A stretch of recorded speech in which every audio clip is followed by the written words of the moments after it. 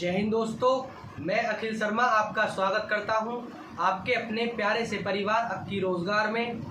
आशा करता हूं आप सभी अच्छे हैं। प्यारे साथियों, कल हम पढ़ रहे थे रस को, जिसमें हमने रस के 4 अंग देखे। पहला स्थायी भाव, दूसरा विभाव, तीसरा अनुभाव और चौथा संचारी भाव। स्थायी भाव में हमने 9 रस पढ़े थे और साथ ही हमने 2 रस जो आचार्य ने बाद में ऐड करे हैं, जिनका नाम है वात्सल्य रस और भक्ति रस, हमने देखे। यानी कि हमने स्थायी भाव में 11 रसों को देखा। यानी कि हम रस का प्रथम अंग स्थायी भाव कंप्लीट कर चुके हैं। आज हम पढ़ेंगे विभाव को। विभाव को समझने से पहले हम समझते हैं कि हमने रस के 4 अंग जाने थे। यानी कि रस के 4 अंग होते हैं। पहला स्थायी भाव,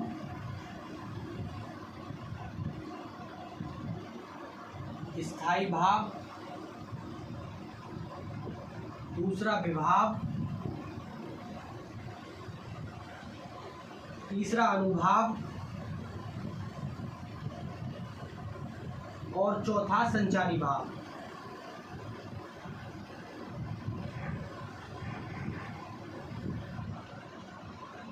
संचारी भाव,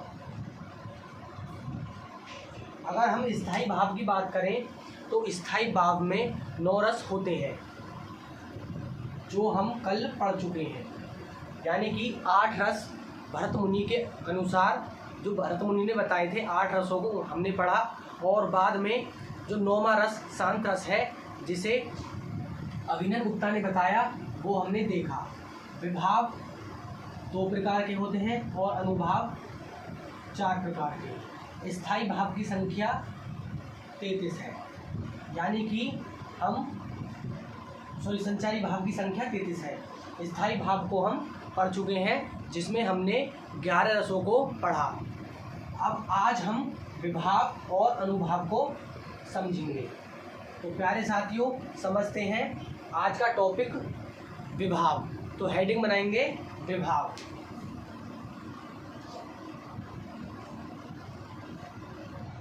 हेडिंग डालेंगे विभाव।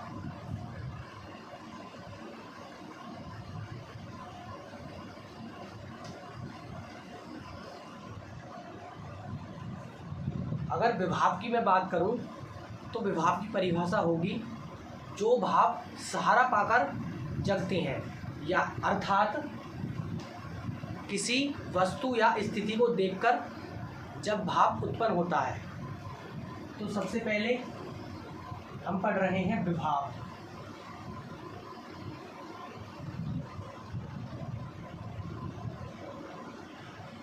विभाव 2 प्रकार के होते हैं। उससे पहले हम जान लेते हैं परिभाषा। परिभाषा, जो भाव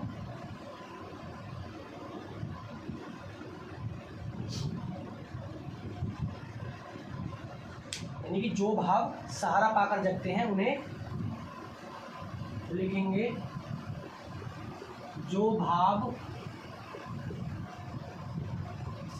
सहारा पाकर जगते हैं।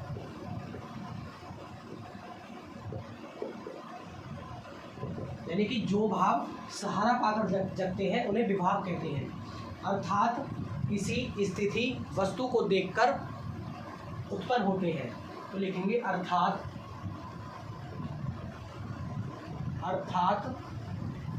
किसी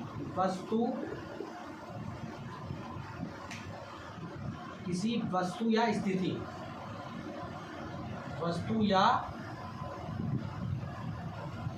को देखकर उत्पन्न होते हैं।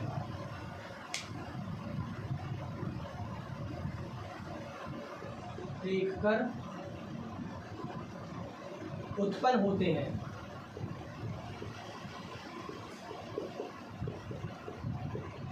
उन्हें विभाव कहते हैं।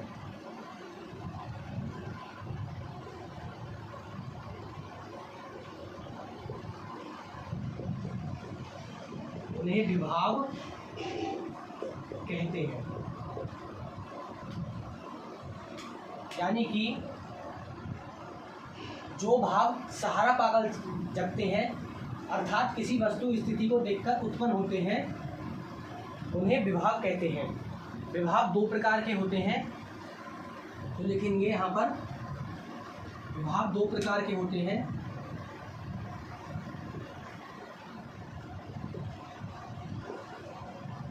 विभाव दो प्रकार के होते हैं, पहला आलंबन और दूसरा उद्दीपन। तो लिखेंगे पहला आलंबन और दूसरा उद्दीपन।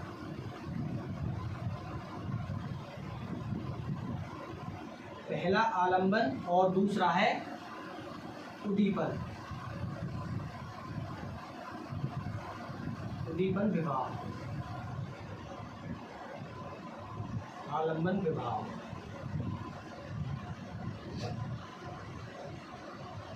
विभाव दो प्रकार के होते हैं, पहला आलंबन और दूसरा उद्दीपन। आलंबन विभाव भी दो प्रकार के होते हैं, आलंबन भी दो प्रकार के होते हैं। तो लिखेंगे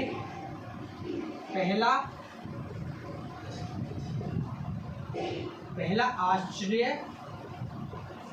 आलंबन और दूसरा विषय आलंबन। विषय आलंबन। तो अब हम स्टार्ट करने जा रहे हैं आलंबन विभाव को। यानी कि विभाव दो प्रकार के होते हैं, हमने जाना पहला आलंबन और दूसरा उद्दीपन। आलंबन विभाव भी दो प्रकार के होते हैं, आश्रय आलंबन और विषय आलंबन। तो स्टार्ट करने जा रहे हैं आलंबन विभाव। तो हेडिंग डालेंगे आलंबन विभाव। आलंबन विभाव दो प्रकार के होते हैं, आश्रय और विषय।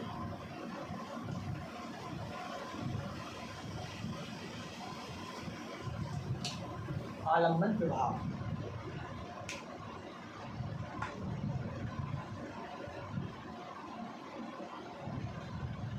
आलंबन विभाव।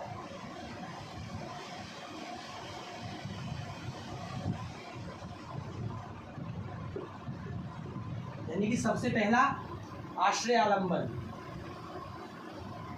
आलंबन विभाव दो प्रकार के होते हैं, पहला आश्रय आलंबन। तो सबसे पहले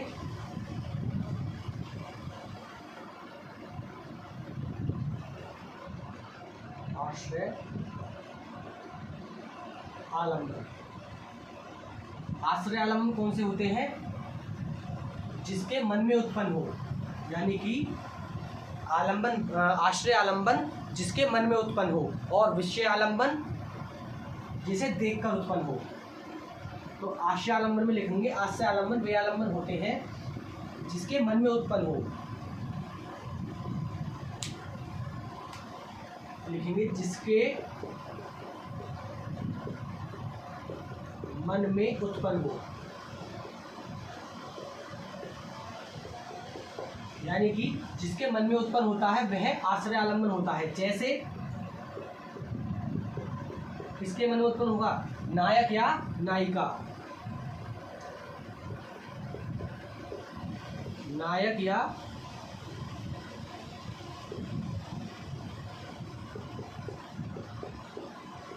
नायिका।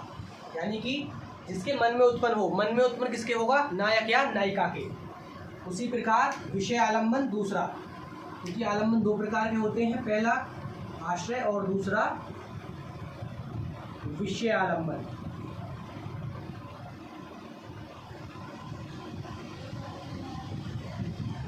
विषय आलंबन यानी कि आश्रय जिसके मन में हो, जिसके मन में उत्पन्न हो, और विषय जिसे देखकर हो।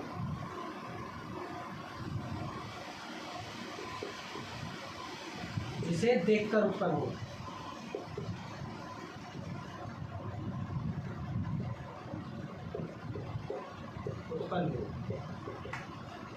जिसके मन में उत्पन्न हो वह आश्रय, और जिसे देखकर उत्पन्न हो वह विषय आलंबन होगा। किसको देखकर? नायक और नायिका को देखकर। नायक या नायिका को देखकर, जिसके मन में उत्पन्न होता है वह आश्रय, और जिसे देखकर उत्पन्न होता है वह विषय। तो अब समझते हैं हम इन दोनों का एग्जाम्पल। जैसे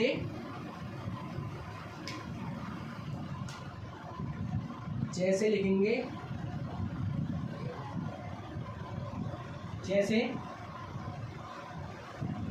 हनुमान जी को देखकर मेघनाथ क्रोधित हो गया। उदाहरण में लिखेंगे, ऐसे मिटा लेते हैं एक बार, यानी कि जिसके मन में उत्पन्न हो वह आश्रय आलम्बन, और जिसे देखकर उत्पन्न हो वह विषय आलम्बन कहलाएगा। जैसे अब एग्जाम्पल देखते हैं इन दोनों का एक साथ, यानी कि जिसके मन में उत्पन्न है वह आश्रय, और जिसे देखकर है वह विषय। एग्जाम्पल जैसे हनुमान जी को देखकर मेघनाथ क्रोधित हो गया।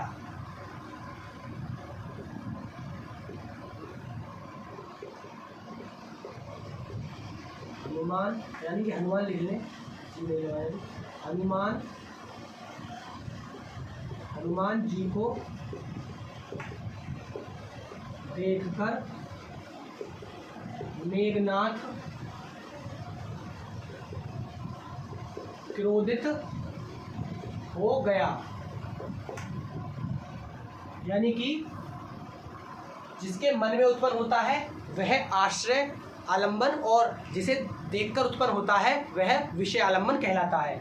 यहाँ पर हमने उदाहरण के तौर पर समझा, हनुमान जी को देखकर मेघनाथ क्रोधित हो गया, यानी कि क्रोध का भाव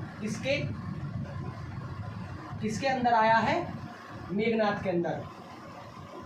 और किसको देखकर आया है? हनुमान जी को देखकर। तो यहाँ पर जिसको देखकर जिसके मन में उत्पन्न होता है उसे क्या कहते हैं? आश्रय। यानी क्रोध का भाव किसके अंदर है? मेघनाथ के अंदर। यानी कि जिसके अंदर उत्पन्न होता है वह आश्रय आलम्बन, और जिसे देखकर उत्पन्न होता है वह विषय आलम्बन कहलाता है। तो क्रोध का भाव किसके अंदर है? मेघनाथ के अंदर। तो ये क्या हो जाएगा? आश्रय आलम्बन।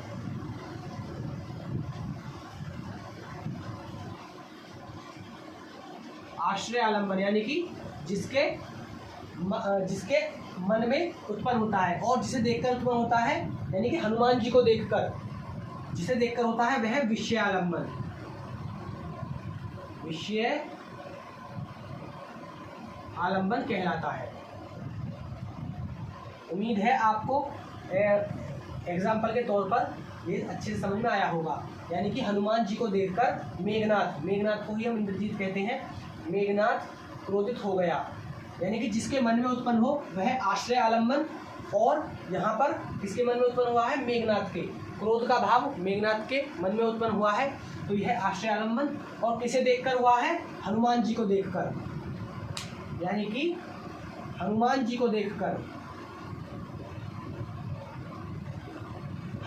को देखकर मेघनाथ क्रोधित हो गया। तो देखकर किसको? विषय आलम्बन कहलाता है। अब हम समझते हैं, क्योंकि हम पढ़ रहे हैं विभाव, और विभाव हमारे दो प्रकार के होते हैं, पहला आलम्बन और दूसरा उद्दीपन। आलम्बन हमने समझा, आलम्बन दो प्रकार के होते हैं, आश्रय आलम्बन और विषय आलम्बन। जिसके मन में उत्पन्न हो वह आश्रय, और जिसे देखकर उत्पन्न हो वह विषय आलम्बन कहलाता है। आलम्बन हमारा खत्म हो गया। अब हम पढ़ते हैं विभाव का दूसरा प्रकार, उद्दीपन। तो हेडिंग बनाएंगे उद्दीपन विभाव।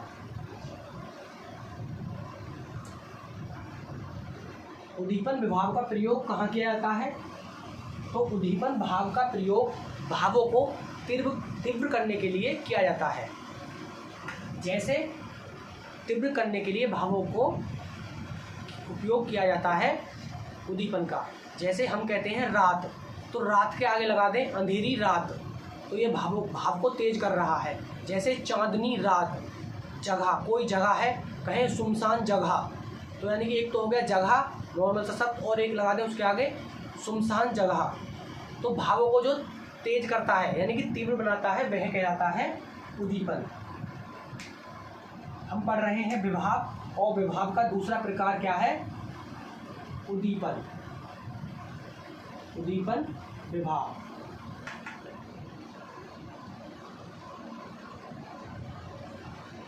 उद्दीपन विभाव का कोई प्रकार नहीं है, वो तो उद्दीपन विभाव को समझेंगे।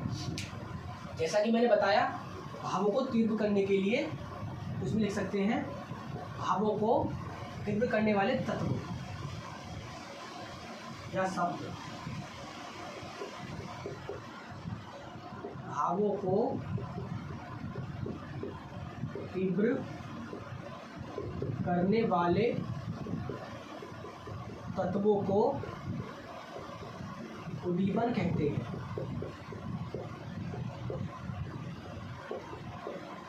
यानी कि जो भावों को तीव्र करता है, जैसे एक नॉर्मल सा शब्द रात और उसके आगे हम लगा दें अंधेरी रात या चांदनी रात, ऐसे शब्द यानी कि जो भावों को तीव्र करता है उसे हम उद्दीपन कहते हैं। एग्जाम्पल के तौर पर समझे, जैसे मैंने कहा अंधेरी रात, जैसे अंधेरी रात, चांदनी रात, उल्लू की आवाज़, सुनसान जगह आदि। जैसे चांदनी रात,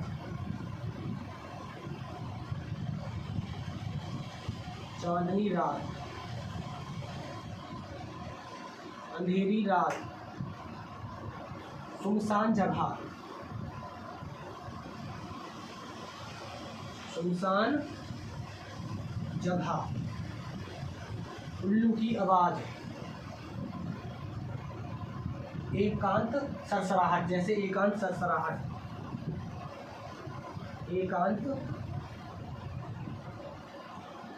एकांत सरसराहट, और जैसे उल्लू की आवाज़,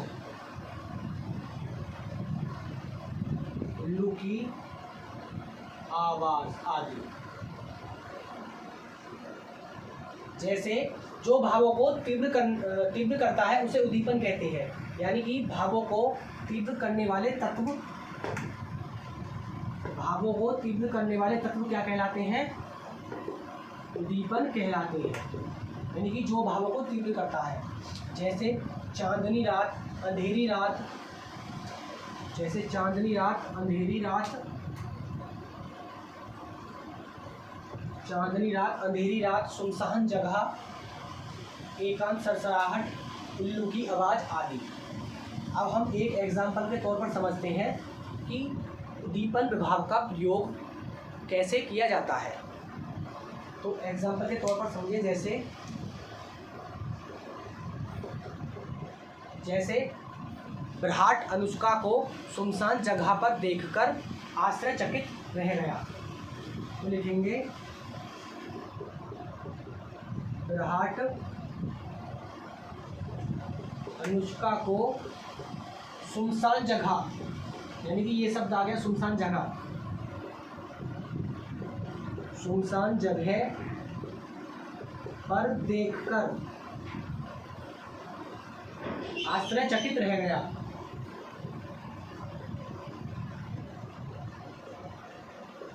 आश्चर्यचकित रह गया यानी कि भावों को तीव्र करे, यानी कि सुनसान जगह यहाँ पर उद्दीपन हो जाएगा। और यहाँ पर देखें हम पूरा एक बार कि जिसके मन में उत्पन्न होता है वह आश्चर्य, और जिसे देखकर उत्पन्न होता है वह विषय आलम्बन कहलाता है। आश्रय आलम्बन और विषय आलम्बन। और हमने उद्दीपन विभाव को भी देखा। तो यहाँ पर किसके मन में उत्पन्न हुआ है? यानी कि विराट के मन में अनुष्का को देखकर, यानी कि विराट के मन में उत्पन्न हुआ है। और किसे देखकर? अनुष्का को देखकर।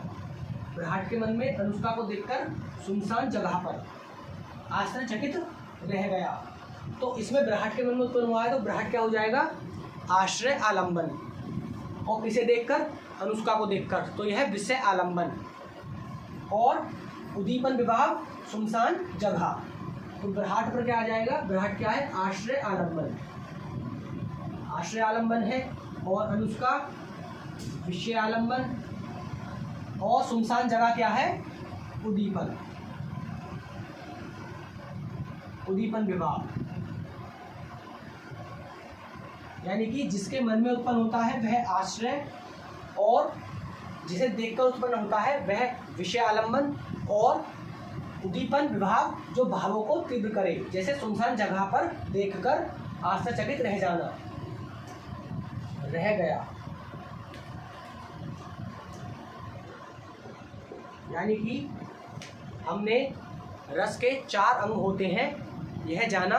पहला स्थायी भाव, दूसरा विभाव, और तीसरा अनुभाव, और चौथा संचारी भाव, जिसमें से हमने स्थायी भाव को पढ़ लिया और विभाव को पढ़ लिया। अब हम स्टार्ट करने जा रहे हैं अनुभाव को। तो हेडिंग डालेंगे अनुभाव। अनुभाव रस का तीसरा अंग। अनुभाव यानी कि विभाव अब हमारा खत्म। विभाव में हमने जाना विभाव 2 प्रकार के होते हैं, आलंबन और उद्दीपन। आलंबन भी 2 प्रकार के होते हैं, आश्रय आलंबन और विषय आलंबन। आश्रय आलंबन जिसके मन में उत्पन्न होता है, और विषय आलंबन जिसे देखकर उत्पन्न होता है, और उद्दीपन भावों को तीव्र करने वाले तत्व। तो हेडिंग डालेंगे हम अनुभाव। अनुभाव अनुभाव अनुभाव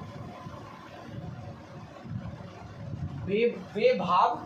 अनुभाव की परिभाषा की बात करें तो वे भाव जो शारीरिक चेष्टाओं के द्वारा, शारीरिक चेष्टाओं से उत्पन्न होते हैं या शारीरिक अवस्थाओं में होते हैं।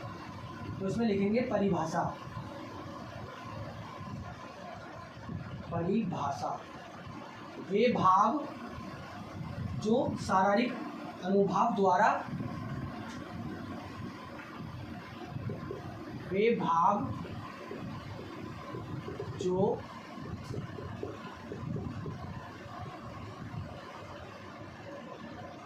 शारीरिक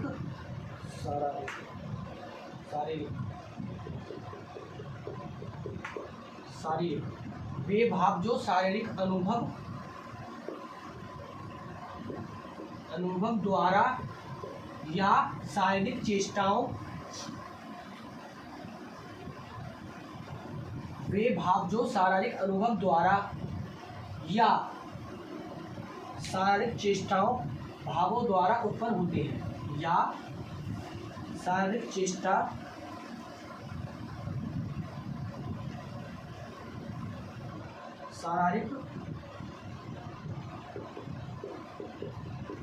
शारीरिक चेष्टा जिन भावों को व्यक्त करे, जो भावों को व्यक्त करते हैं उसे अनुभाव कहते हैं।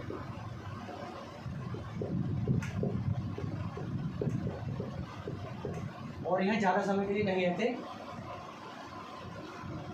सॉरी जानबूझकर किए जाने वाले, ज़्यादा नहीं। वे भाव जो शारीरिक अनुभाव द्वारा या शारीरिक चेष्टाओं से, जो शारीरिक चेष्टाओं से जो भाव उत्पन्न होते हैं, यानी कि शारीरिक चेष्टा जिन भावों को व्यक्त करती है, यानी कि शारीरिक चेष्टा जो भाव व्यक्त करती है उन भावों को अनुभाव कहते हैं। यह जानबूझकर किए जाते हैं। यह जानबूझकर किए जाते हैं। अनुभाव 4 प्रकार के होते हैं। तो पहला सात्विक लिखेंगे, पहला विभाव सात्विक,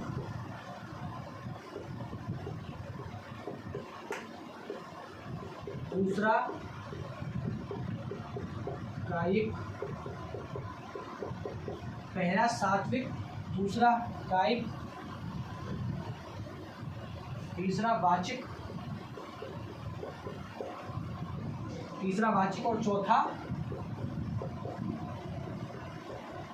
आहार्य, ये है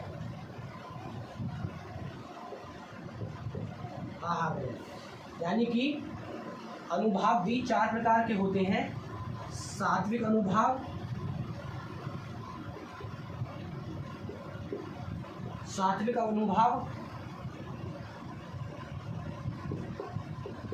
कायिक अनुभाव, वाचिक अनुभाव और आहार्य अनुभाव। तो सबसे पहले हम पढ़ते हैं अब सात्विक अनुभाव को। सात्विक अनुभाव स्वयं होने वाली हरकतें, यानी कि जो स्वयं हरकतें होती हैं, जैसे आंसू आना, कंपन आना, प्रलय होना आदि, तो हम समझते हैं सात्विक को। यानी कि सात्विक अनुभाव भी 4 प्रकार के होते हैं। सात्विक, कायिक, वाचिक और आहार्य। तो हेडिंग बनाएंगे अब सात्विक।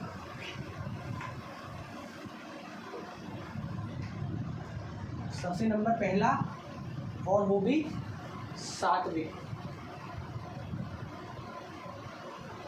यानी कि सात्विक का अर्थ है स्वतः होने वाली हरकतें।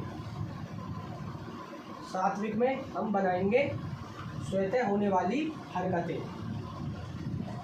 नंबर 1 सात्विक।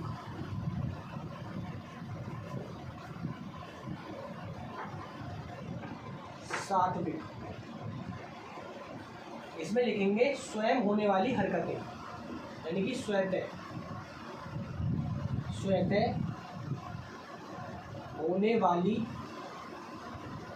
शारीरिक हरकतें।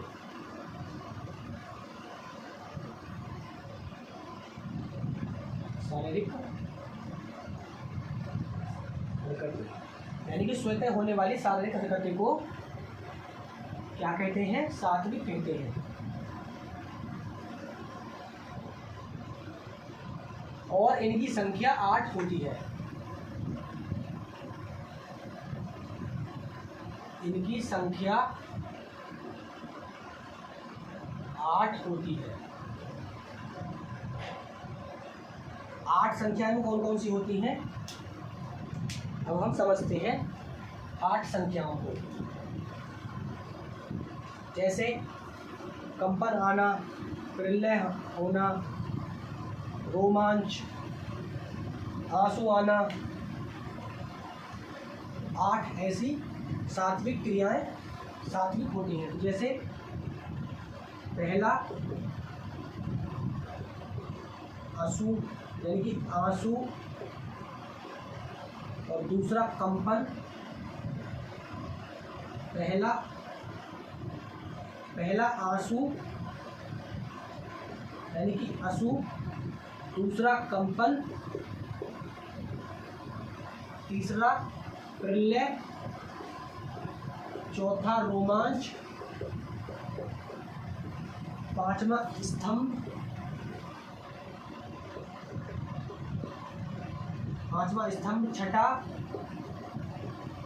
छठा सवेद यानी सवेद, छठा सवेद, और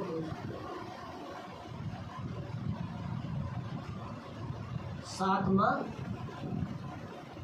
वैवड्य यानी कि आंसू, कंपन, प्रलय, रोमांच, स्तंभ,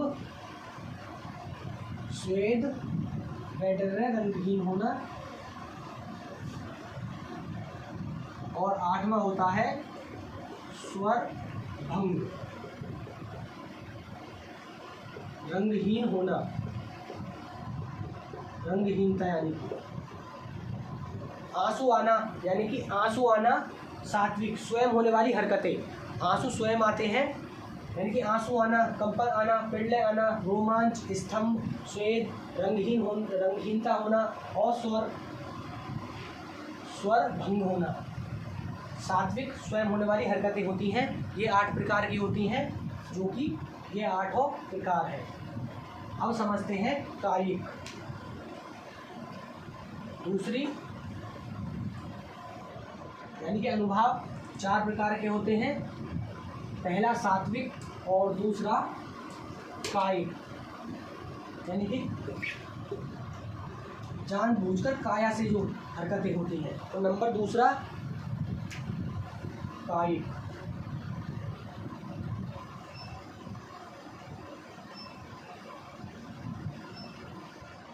यानी कि जानबूझकर काया से जो हरकतें होती हैं उन्हें कायिक कहते हैं। तो इसमें लिखेंगे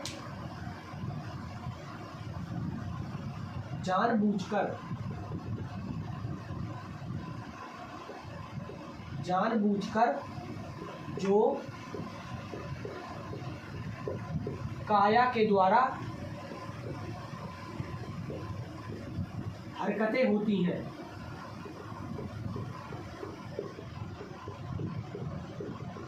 उन्हें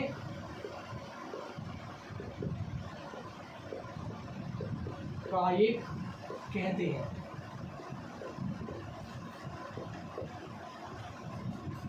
यानी कि स्वयं होने वाली हरकतें, जैसे आंख मारना, सीटी बजाना, कोई इशारा करना आदि। तो लिखेंगे जैसे शौक से सिर पीटना,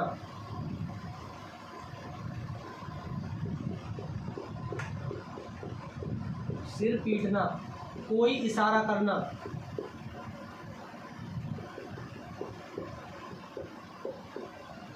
शौक से सर पीटना, कोई इशारा करना, भय से भागना,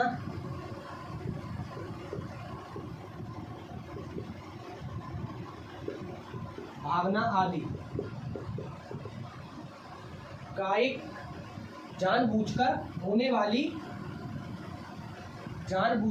वाली जो काया से हरकतें होती हैं उन्हें कायिक कहते हैं। जैसे शौक से सिर पीटना, कोई इशारा करना या भय से भागना। अब देखते हैं वाचिक, यानी कि जो पांडी के द्वारा की गई हरकतें होती हैं। और अंत में आहार्य को देखेंगे। तो नंबर तीसरा वाचिक,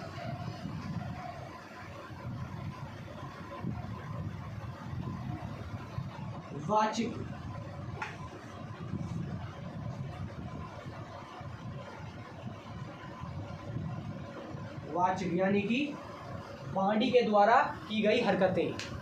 जैसे पांडी के द्वारा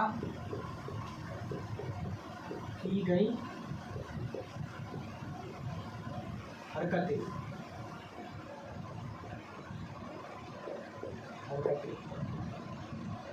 वाचिक कहलाती हैं।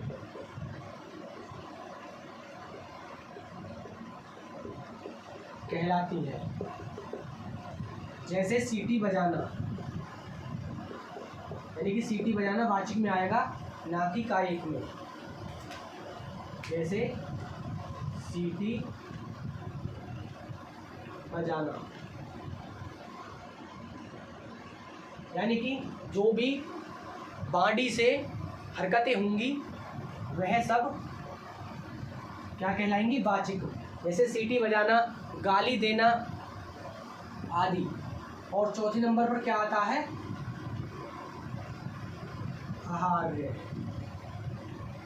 वेशभूषा, यानी कि वेशभूषा के द्वारा की जाने वाली हरकतें सभी आहार्य में आएंगी।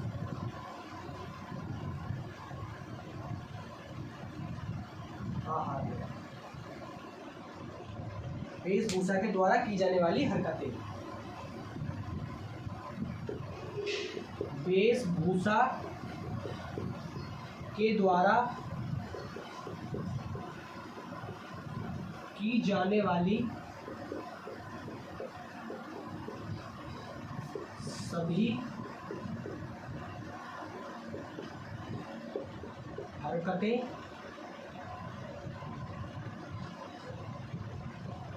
हरकतों को आहार्य कहते हैं। यानी कि जो बाडी से होंगी उन्हें वाचिक, और जो वेशभूषा से की जाएंगी हरकतें वह आहार्य हरकतें कहलाती हैं। अनुभाव, अनुभाव जो शारीरिक चेष्टाओं के भावों से उत्पन्न होते हैं। जैसे इसमें सभी भाव आते हैं जो हम पढ़ चुके हैं, जैसे सीटी बजाना, कोई इशारा करना, सभी भाव अनुभाव में आते हैं। तो आज हमने रस के 3 अंगों को कंप्लीट कर लिया, यानी कि स्थायी भाव जो हमने कल पढ़ा था, जिसमें हमने 11 रस पढ़े। मुख्यतः इसके 9 स्थायी भाव में 9 रस आते हैं और 2 रस आचार्यों ने बाद में ऐड करे, जो हमने पढ़े थे 11, यानी कि स्थायी भाव पढ़ लिया हमने, विभाव पढ़ लिया जो 2 प्रकार का होता है, आलंबन और उद्दीपन। आलंबन भी 2 प्रकार का, आश्रय और विषय। जिसके मन में हो वह आलंबन और जिसे देखकर हो वह विषय आलंबन। और उद्दीपन, उद्दीपन कहलाता है जो भावों को तीव्र करता है। तो यह हमने विभाव में पढ़ा। और अनुभाव में हमने 4 प्रकार देखे। अनुभाव क्या है? अनुभाव जो शारीरिक चेष्टाओं के भावों से उत्पन्न होता है, जैसे सीटी बजाना, कोई इशारा करना, भय से सिर, यानी कि शौक में सिर पीटना, भय से भागना आदि सभी अनुभाव हैं। अनुभाव के 4 भेद हैं जो हमने देखे। पहला सात्विक, दूसरा कायिक और तीसरा वाचिक और चौथा आहार्य, जिसमें हमने इन चारों को पढ़ा। यानी कि अब हमारा रस का एक लास्ट अंग बचता है जो है संचारी भाव। संचारी भाव की संख्या 33 है, जिसे हम कल की क्लास में पढ़ेंगे और एग्जाम्पलों के सहित रस को कंप्लीट समझेंगे। तो मिलते हैं कल की क्लास में, तब तक के लिए जय हिंद, जय भारत।